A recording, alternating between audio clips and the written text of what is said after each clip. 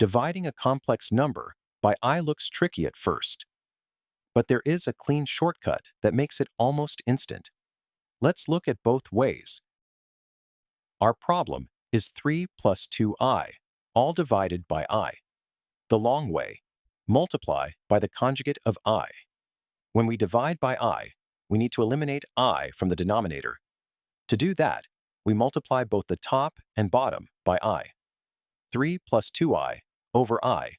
Multiply top and bottom by I. The denominator becomes I times I, which is I squared.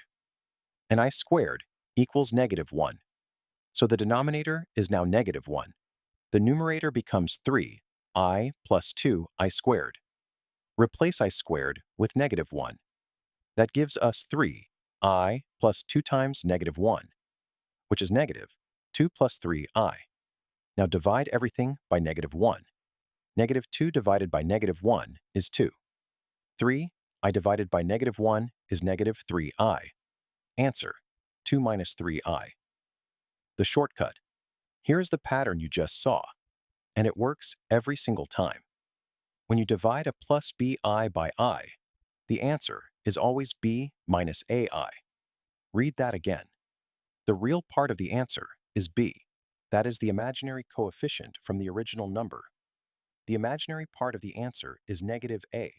That is the negative of the real part from the original number.